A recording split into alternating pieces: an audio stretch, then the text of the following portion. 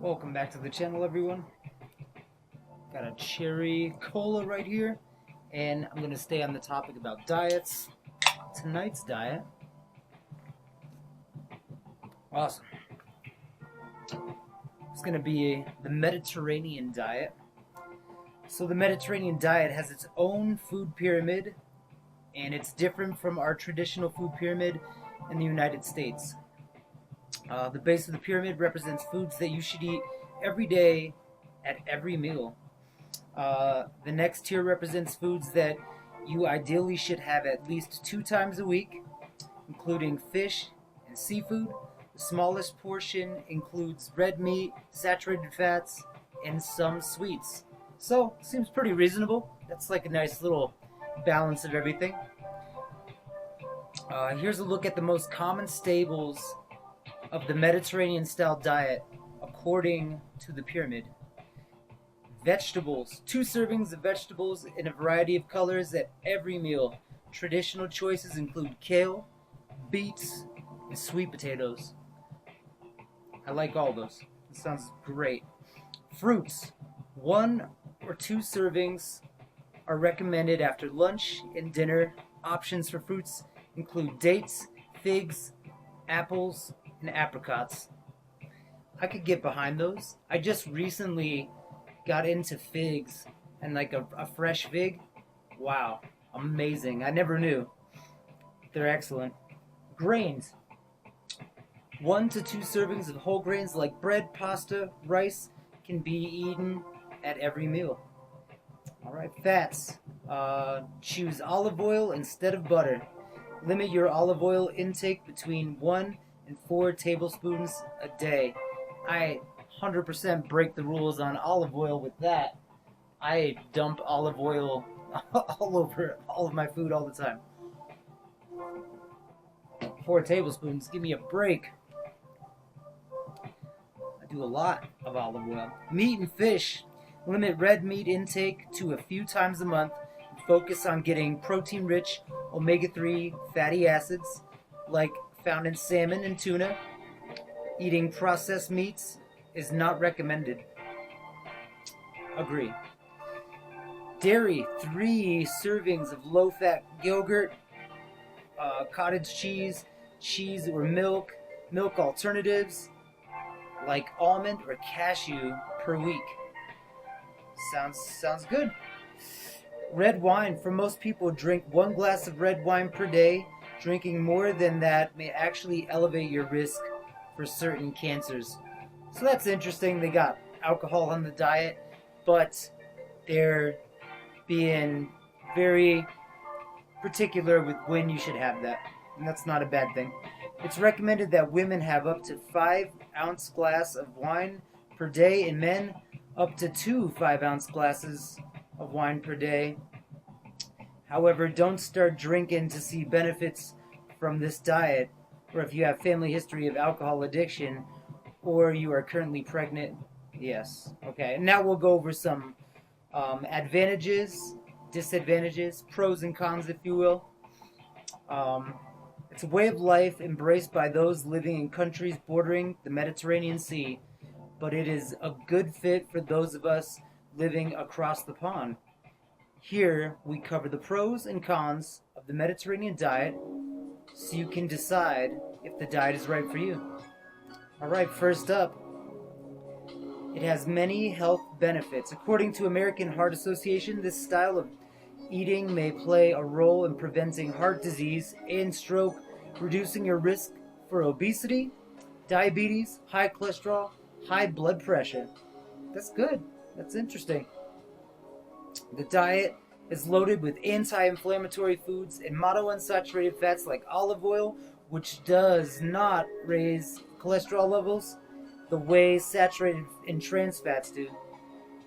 There's even some evidence that the use of virgin olive oil may help your body remove excess cholesterol from the arteries and keep blood vessels open. That's great news. I'm a huge proponent for olive oil over here. The pyramid, so that's their version of the pyramid. A primary prevention trial including thousands of people with diabetes and other risk factors for cardiovascular disease, found that a Mediterranean diet supplemented with extra virgin olive oil or nuts without any fat or calorie restrictions reduced the rates of death from stroke by roughly 30%, as well as the risk of type 2 diabetes was also reduced. That's excellent. The Mediterranean diet may also help with brain health. A systematic review of studies found that this style of diet may curb the advancement of cognitive decline and Alzheimer's disease and reduce the risk of progressing from mild cognitive impairment to Alzheimer's. Wow. So this is a diet that's doing many great things. All right, number 2. Pro. It may help you lose weight. This isn't a weight loss diet per se, but you may see positive results on your waistline by eating a Mediterranean diet as long as you follow a balanced lifestyle. So don't overeat. Exercise. 3. The diet is good for the environment. The style of diet is predominantly plant-based with some lean proteins, meats, and dairies. This focus on plants may benefit the planet just as much as you. Meat production, particularly beef, produce greenhouse gases and emissions than growing plants. Yes, some stuff we know. Risk with the Mediterranean diet. Here's some of the cons right here. It could also lead to weight gain. Sure. There's no set rule book for this eating style, so it may be possible to go overboard on certain foods such as olive oil, nuts.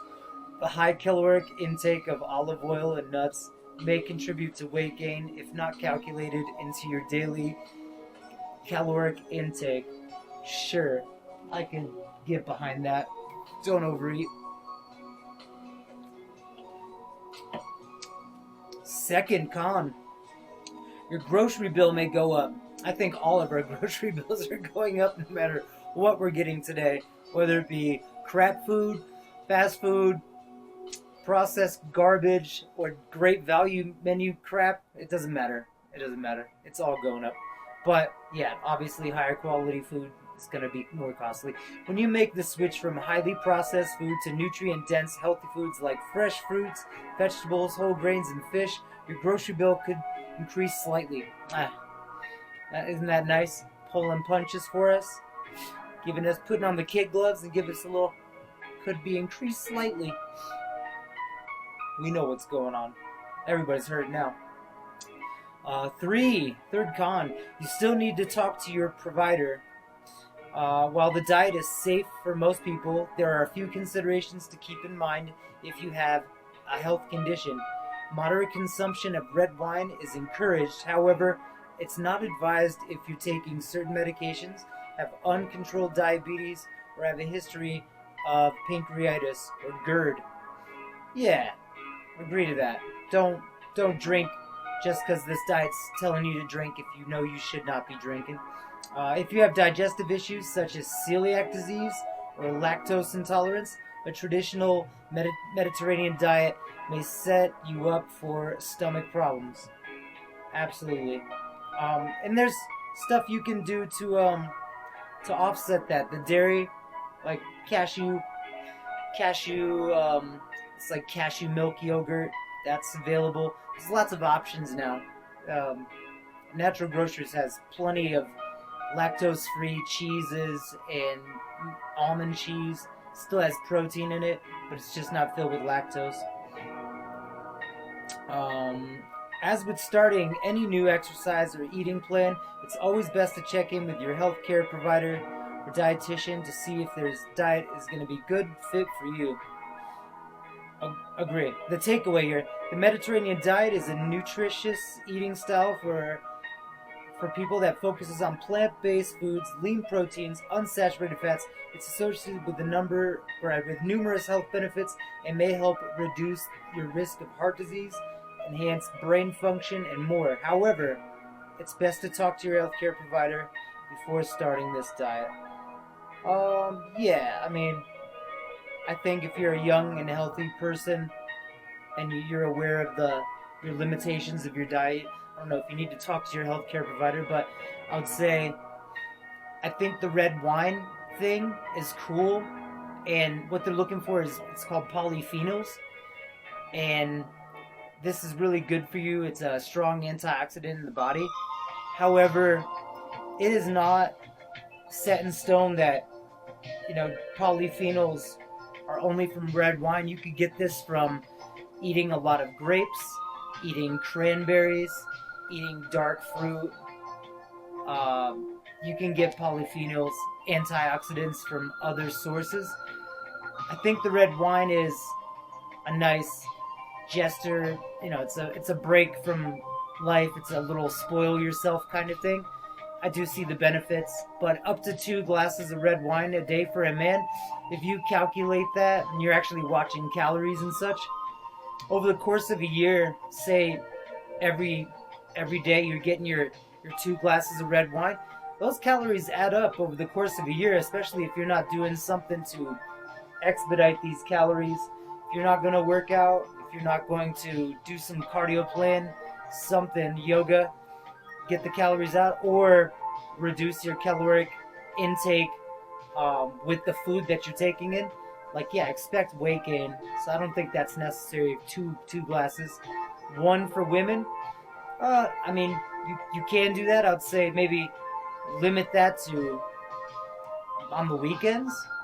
Maybe 1 on Friday, 1 on Sunday, and you got your red wine for the week, and you'll get the benefits, but not exactly necessary for what it's going for, the polyphenol antioxidant effect. You can get that through other food, so it's not written in stone. I've been a proponent of this diet. I've read about it in the past a little bit. I think this diet's pretty excellent.